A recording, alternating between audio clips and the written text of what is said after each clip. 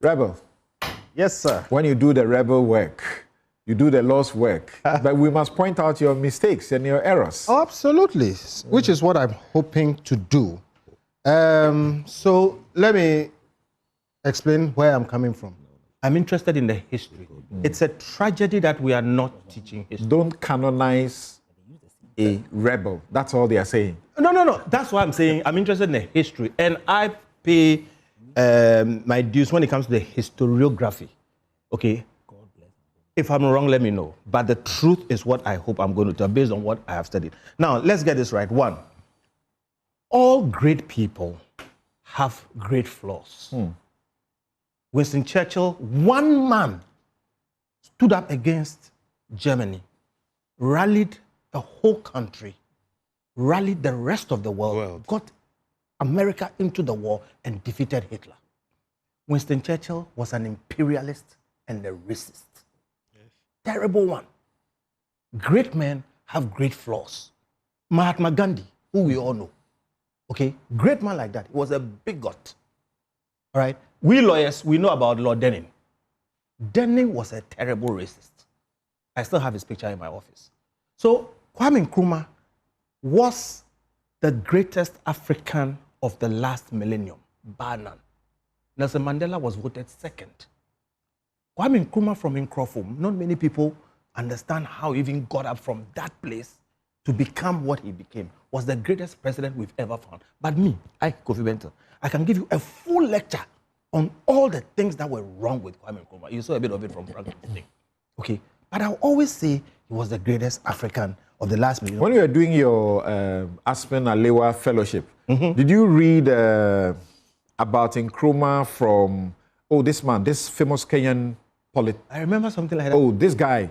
Ali Mazuri. Ali Mazuri. I interviewed him. Did you read? Ali Mazuri. Did you read his criticism? You remember I came to give a lecture when we were in school? Yeah. I remember. Yeah, correct. It was a fantastic lecture. Correct. It goes back here, man. He summed it up. Wow. Nkrumah was a great African, but a bad Ghanaian. Yeah. Yes. He summed it up. So for all of you who may have read all of Nkrumah's books, there's a fellowship I'm referring to that Kofi and I have been part of, fellows of that fellowship. And we had to read Ali Mazuri's, work on Nkrumah. The paradox. And to tell you the bad side, we're always talking about his positive side. That's where I'm going. And all this preamble is to say, we are not bashing Kwame Nkrumah. No. Okay? But like I say, I can give you a whole lecture about why. And it doesn't take away from him. We have to all learn so we don't make those mistakes. So right now, I have the Gen Zs in my mind.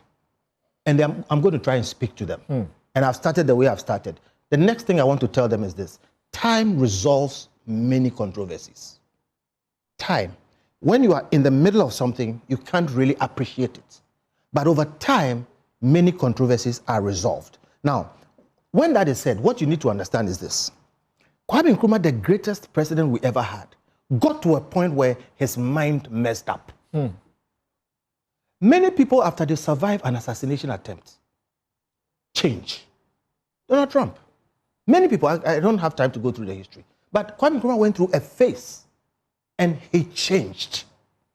Paul was talking about some of it that popular as he is and whatever, he feared that thing and so many things. I'm not good. You just mentioned Donald Trump, your Christian evangelicals, they are hailing him. Yes, and the guy clearly is not well.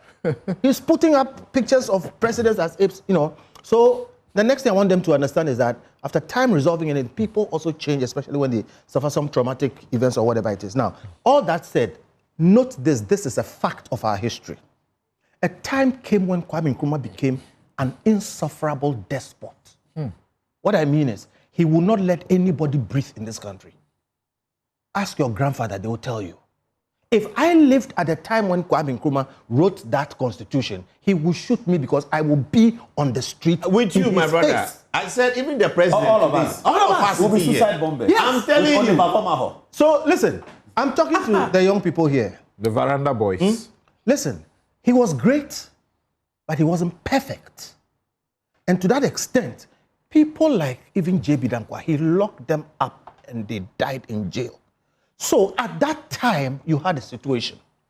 Because of that situation, he was overthrown. Now, there are times when something makes sense within that space. We call them epochs, times. But that's what I'm saying. Time resolves many things. Now, there's a law passed to honor Ike Kotoka because at the time he was the biggest hero in Ghana. He saved this country from a despot and there was nothing else to remove him. Now, that must be understood in its context. But there's something else I also say about that. I said, look, some people do things which if they didn't do, nobody else will be able to do. Yeah. But some people also do things which if they didn't do, even time will resolve it. Let me explain what I'm saying. Kotoka did what he did, and at the time he was a hero. Justified. But what if Kotoka didn't overthrow Kwame Nkrumah? Kwame Nkrumah would die. He had cancer, he didn't know, he would have died. My point is that let's give Kotoka his place in that space. But time has resolved the controversy of the nature of heroism that Kotoka had. Kotoka is what we call a one-shot hero. Kwame Nkrumah is a hero for all time. So over time, Kotoka's heroism has waned.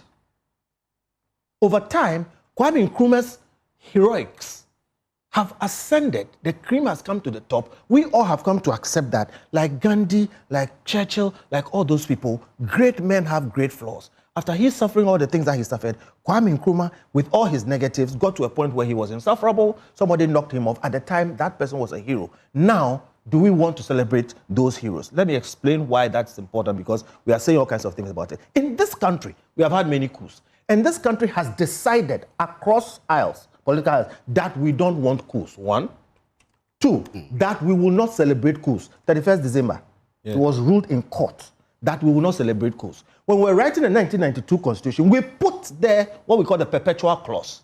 And in that clause, we said that anybody who does a coup and overthrows this Constitution, everybody, no matter who you are, should work against that person, overthrow that person, and restore this Constitution.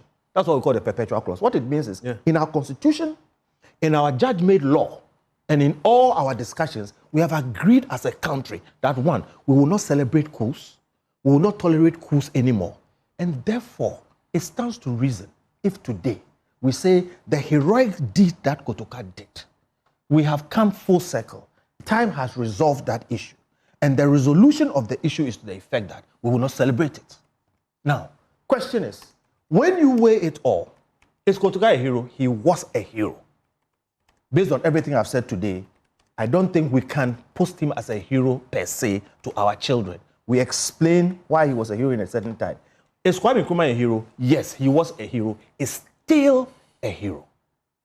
All right? I say I can give you a full lecture about what was wrong about Kwame Nkrumah, but he's still a hero. Now, question. Who do you name an airport after? Oliver Tambo, Murtala Mohammed, John F. Kennedy. There is a certain way when you go around the world. That's right. So if you ask me, it looks like that. But I think we've named too many things after Kwame Nkrumah. That's my view. I think we've named too many things after Kwame Nkrumah. That's one. Number two, if you want to name something like an airport, even though Kotoka has its place, should you name your national airport? I think not. Let me give you a suggestion. The whole airport is there. Name it Kotoka. Let me give you a suggestion. We have Akwaje interchange. We have Tetekwashe interchange. Name the Pedwase interchange at Kotoka. That's fine. Why? The name remains. We can tell our children what he did in context. Let me tell you why I've come to this thing. Many years now, every time I see Kotoka... Primary school in Bama Company. Yes, they have Kotoka little things here, but I'm saying something more prominent is befitting. The school, okay. So the whole airport, absolutely. Name it. There's the argument that what the NDC is seeking to do is important to them because Akufo-Addo has outdone them in honoring Nkrumah.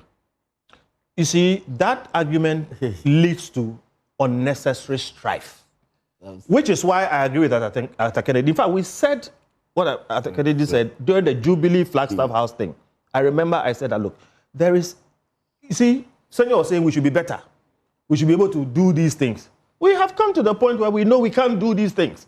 The politicians can't agree where the sun rises, every day. So let's have a simple rule. If it's not in the Constitution. But don't you think it's plausible that course.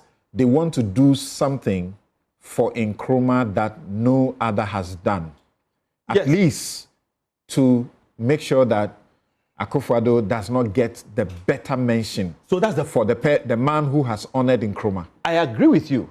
And in fact, they won't admit it. He said here, my gentleman, Issa has said here that Nkrumah's name is not in the running at all. That's right. Listen, in this third republic, even during Jerry Rawlings' time, this name change issue kept coming up. And I was going to tell you, my own issues, every time like foreigners come in, sometimes my friends, who is Kotoka? I'm always embarrassed.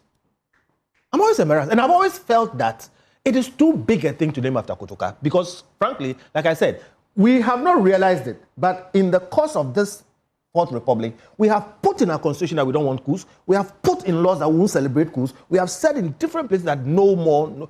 The coup that brought us the Fourth Republic, we have ruled in court that we won't celebrate it. 31st December. Yes. All right? The coup. Okay. That brought us the Fourth. So look, what I'm saying is that if we keep this thing in context, it is not necessarily bad to want to change the name back to Accra. The politics of it is informed by a lack of knowledge of our history. Those who are debating it are not giving fidelity to the facts. It's either it's Kotoka or it's Nkrumah. Okay. Each has his place. Kotoka was a hero of a time. Time has resolved the matter. Nkrumah is a greater hero of all time. The airport as our main gateway is too large for the kind of person Kotoka is. There are other people like that. Why not Ho? Why not Pedwase? Okay. Thank you, Kofi Bentil. And